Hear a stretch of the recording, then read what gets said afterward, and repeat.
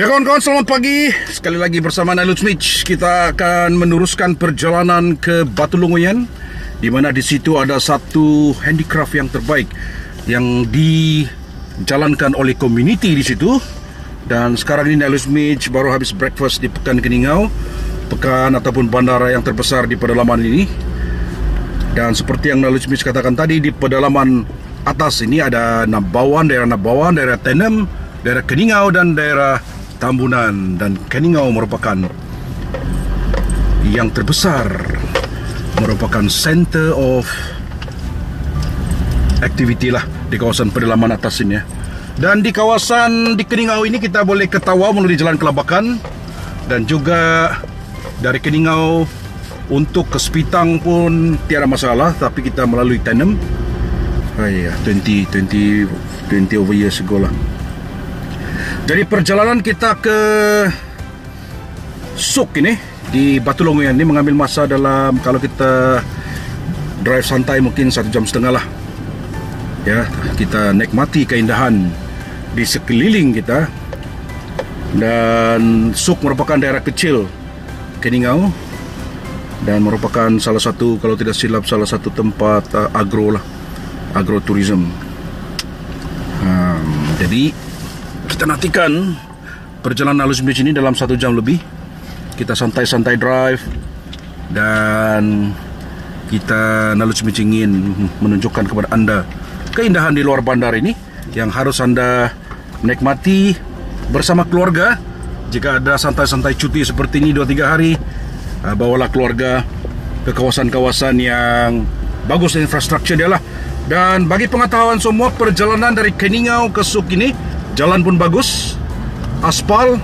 Dan dari Suk ini juga ada satu SS ataupun laluan yang boleh kita lalui ke gunung yang tertinggi, yang kedua tertinggi di Malaysia, itu Gunung Terus Madi. Ya, jadi kalau kita lihat mana-mana tempat di Sabah ini yang boleh kita lalui ataupun pintu masuk ke Gunung Terus Madi ini, ada 3 tempat lah. Satu di Tambunan yang paling dekat, kedua di Apin-Apin Keningau, dan yang ketiga adalah dari Sinuak Suk. Ya, jadi inilah dia. Awal pagi sudah hujan, tapi setiap yang berlaku itu direncanakan Tuhan. Jadi kita bersyukur, be grateful. Mungkin inilah satu berkat. Ya, kita bertemu lagi ke udara lagi Nailul Smith. Kalau Nailul Smith tengok kan, daripada Keningau ini ke Nabawan, beginilah infrastruktur jalan yang perlu ada di setiap pelusuk jalan raya yang ada di Sabah ini. Sebab bukan saja dia melambangkan komitmen kerajaan untuk membina infrastruktur, tetapi juga memberikan satu hadiah kepada komuniti atau rakyat yang memberi kepercayaan kepada pemerintah untuk govern the state, govern the negara, dan memulangkan semula kepercayaan itu untuk kesenangan rakyat. Jadi bukan saja dari segi aspek tersebut, tetapi juga dengan adanya jaringan jalan raya yang mantap seperti ini, kita juga boleh induce aktiviti lain seperti terutamanya pelancongan, di mana dengan adanya jaringan jalan raya yang baik seperti ini, aktiviti-aktiviti pelancongan ke luar bandar yang akan memungkinkan merancangkan perkembangan ekonomi, enhancement of social economy melalui tourism kepada penduduk luar bandar ini dapat kita jadikan sebagai kenyataan. Jadi sebelum itu terima kasih jugalah kepada kerajaan yang terdahulu dan yang sekarang, kerana terus memberikan komitmen untuk memberikan satu jaringan infrastruktur yang terbaik. Tetapi walau bagaimanapun, kawasan-kawasan lain seperti yang selalu kita dengar di Facebook, seperti kawasan Telupit, Kota Kinabalu Telupit, yang mana jalan agak membimbangkan dan berbahaya kepada pengguna-pengguna jalan raya. Tetapi apa yang kita fahamkan adalah pembinaan Pine Borneo itu sedang berjalan. Semoga dapat dirancangkan lagi, dapat dipercepatkan agar hasil daripada negara Sabah itu dapat dicurahkan semula kepada rakyat, terutamanya jaringan jalan raya di seluruh Sabah ini dapat dinikmati dalam 5 hingga 10 tahun dari sekarang.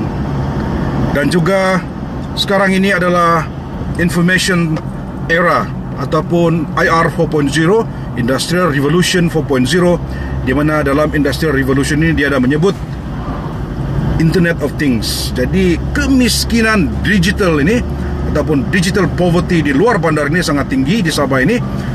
Jadi mungkin Alusmich adalah keterlaluan memintalah agar kerajaan dapat melihat secara holistik, agar satu jangka masa yang reasonable dapat ditentukan supaya digital poverty ataupun kemiskinan digital ini di seluruh pelosok daerah, 27 daerah di Sabah ini dapat ditangani dalam masa yang munasabah, reasonable time, ya, untuk kesejahteraan rakyat di Sabah ini. Jadi ya kawan-kawan, kita telah sampai di Pekan Suk, tidak juga besar, ada beberapa baris kedai Setco. Walau bagaimanapun, oh ya, ada kedai baru. Wah, kedai baru. Inilah Pekan Suk,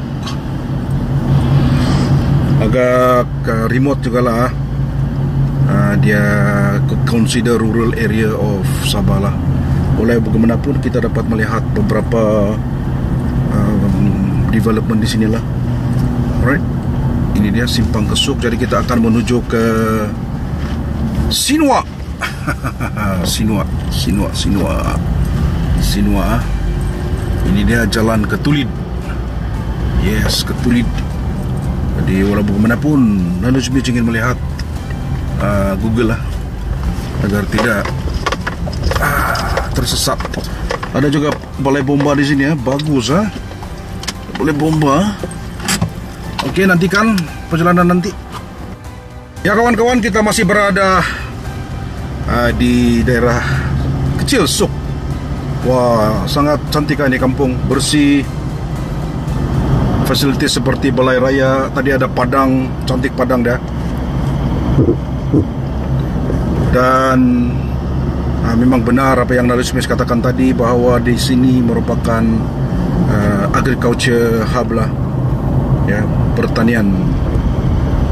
Dan jalan dia pun sangat awesome, sangat awesome dan sangat mantap lah.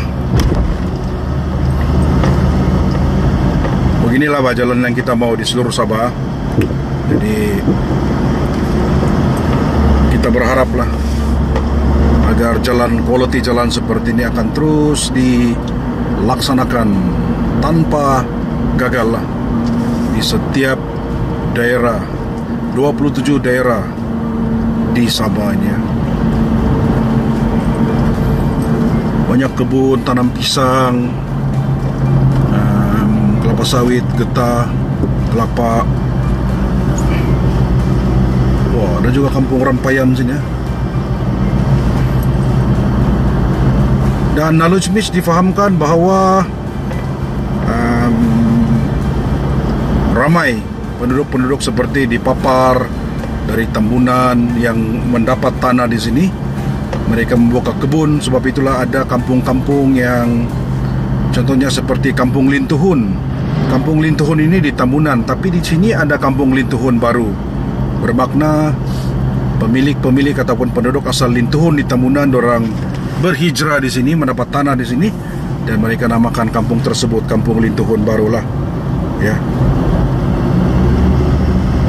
Dan kita mungkin akan dalam 15 minit akan sampai. Padang bola pun banyak kan. Wah, Sungai Onggom, Sungai Onggom. Mungkin ada sejarah dia, kenapa dipanggil Onggom.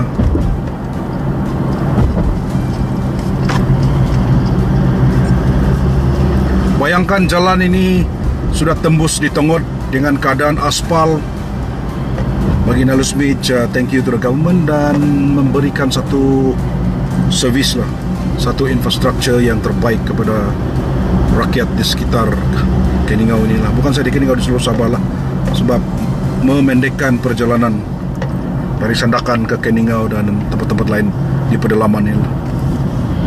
Dan di kawasan ini pun banyak rumah juga. First time Nalus Beach masuk di sini, dan di hujung ini adalah Sinua, tempat bermulanya pendakian Gunung Terus Madia. Jadi sangat bersih, kehidupan kampung yang aman damai, peace of mind, jauh dari kesibukan bandar. This is Sub-District Suk Keningau. Boleh kita letak di sini. Kalau macam tapi kita kena print dulu lah baru masuk. dia jahit kain dulu lah. Ya, kalau kain sebab Kalau paling bagus begini ya, kain kan?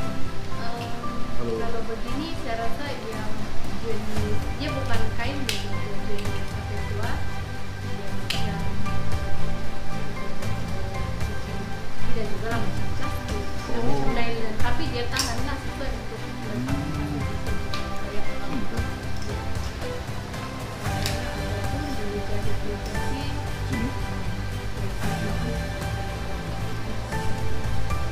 Jadi kawan-kawan, ini sekat. Jadi ayah udah rugi datang sini ya. Jadi jangan lupa kamu datang di sini, empower the community lah. Dan I think Emily did a very good job. 20 lebih tahun dengar tadi ya, empowering the community, transferring the knowledge, the know-how, so that setiap insan atau ibu-ibu ataupun individu di Batu Lungguyan ini dapat satu knowledge yang mereka boleh apply untuk empower others lah.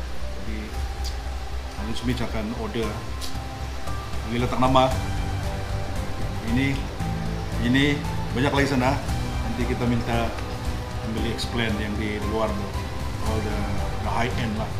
Kita jual yang tradisional ini, bapak saya yang buat. Ya. Jadi bubuk. Ya kita ada ini sebab ini pun masih banyak permintaan. Kita ada macam bag kapak.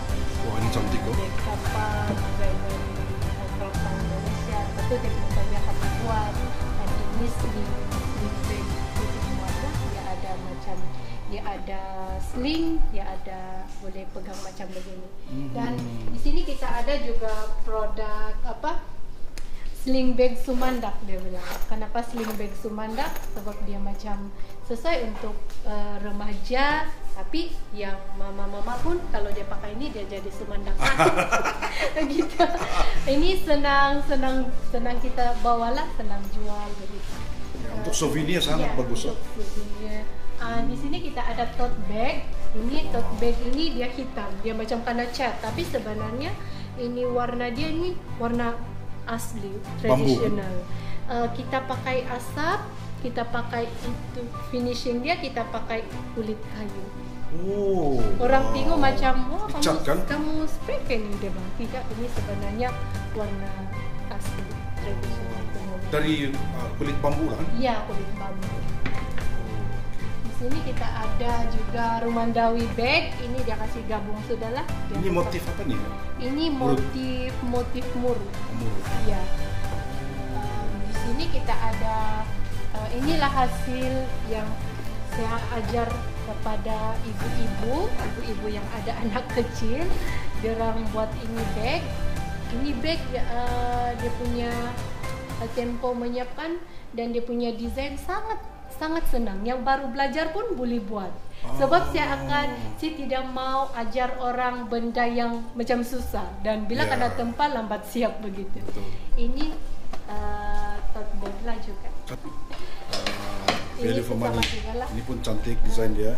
Di sini ada sling tempat telepon lah. Kalau macam yang kita kerja ataupun kita ada festival kalau masa-masa sibuk, kita ngamlah pakai ini supaya telepon kita tidak tertinggal. Terletak aja nama telepon saya. Ini berapa harga? Ini harga Rp30. Rp30. Oke, nanti sama dua. Banyak lagi Queen Purse. Ini canvas, ini untuk dekor, ini tikalis. Tapi ini macam kelas dulu kan? Ini tikalis bag hasil kami punya mereka dari Craft Tangan Malaysia. Dan teknikal dia ialah dia dapat anugerah UNESCO produk seluruh Asia. Dia dapat ini desain. Jadi ini inspirasi daripada tikalis itu ialah tampi padi tradisional Murut. Jadi kita kasih jadi dia bag. Yang kalau bila Emily mention technical tuh apa maksudnya? Technical ialah kan selalu desainnya dia bagi lakaran saja. Jadi kadang yang technical tuh yang berpikir banyak untuk kasih jadi macam dia mana produk. Dia mau kasih begitu. sambung, macam mana dia punya tangkai akan jadi. Itu semua saya yang pikir, kami yang pikir. Dia menang anugerah? Iya, dia dapat sudah sebab pos jalan tambang apa semua itu. Kenapa? Tapi selalunya kalau macam Oke, ini bakul tradisional juga lah. Ini antara desain kami pada tahun 1999.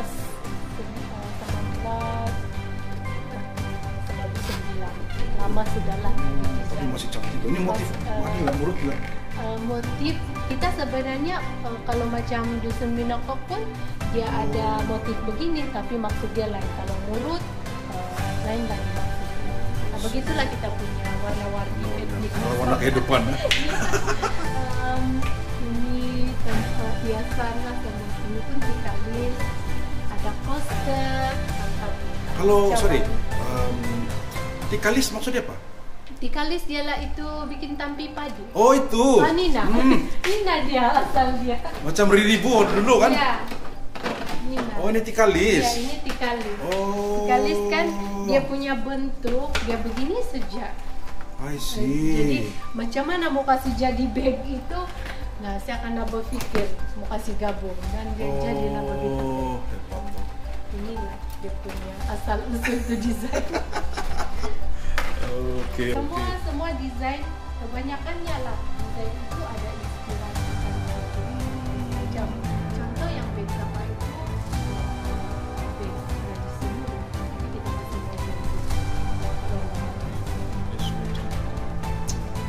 satu saya warna kan ya? Dengan ini kan, tapi kalau macam yang ini beads nih, sini juga buat. Di sini ada dari kudat yang lagi di sini ajar, tapi ini juru lagi dari kudat. Ada juga Murut lah yang buat juga kami punya produk. So ini anulah kan anugerah yang dapat lah kan? Ya, anugerah Malaysia Good Design. Saya pernah dapat 3 kategori.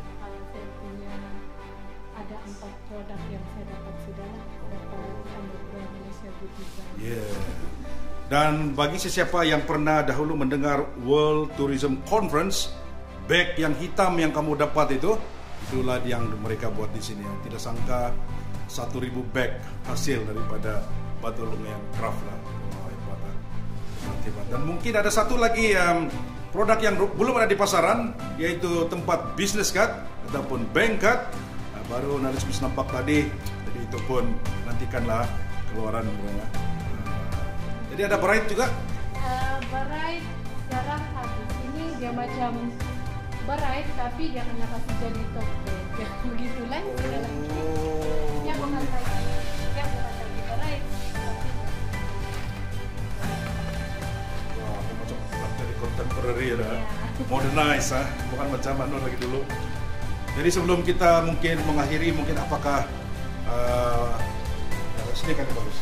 Apakah pesanan Emily kepada yang belum pernah datang di sini, yang ingin melawat Batu Lumayan, cantik tempatnya ini, dan mungkin sedikit ucapan daripada Emily lah. Yang belum pernah datang di sini, bolehlah datang. Sebab bila kamu jalan di sini, kamu akan dapat satu benda yang kamu tidak akan jumpa di mana-mana.